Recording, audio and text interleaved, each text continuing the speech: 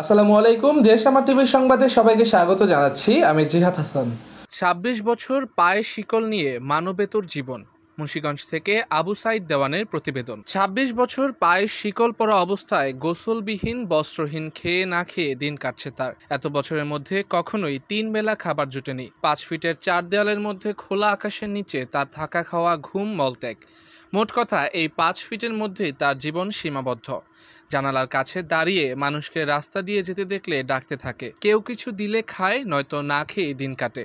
মুন্সিগঞ্জ সদর উপজেলার পঞ্চসার ইউনিয়নের ৫ নং ওয়ার্ডের পশ্চিম বিনোদপুর এলাকার বাসিন্দা দেলোয়ার হোসেন স্থানীয়ভাবে দেলু পাগলা নামে পরিচিত।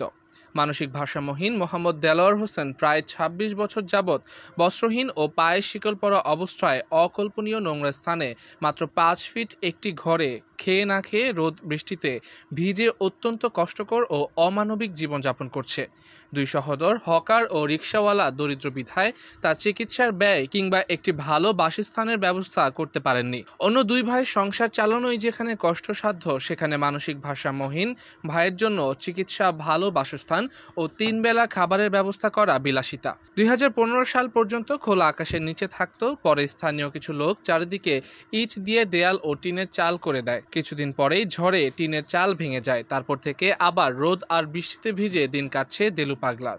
স্থানীয়দের ধারণা, দেলু পাগলার সমস্যা অল্প চিকিৎসা পেলে ভালো হয়ে যেত। কিন্তু এই দীর্ঘ ২৬ বছরে সরকার কিংবা কোনো জনপ্রতিনিধির মাধ্যমে কোনো প্রকার সহযোগিতা পায়নি।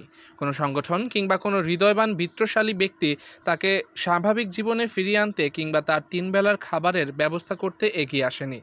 রিকশা চালক ভাই রহমান জানায়, আমরা গরিব মানুষ, নিজেরাই চলতে পারি না। যদি সরকার একটু সহযোগিতা করে, আমার ভাইয়ের চিকিৎসার ব্যবস্থা করে দেয় অথবা তার ঘরটা নির্মাণ করে দেয়, তাহলে ভালো হয়।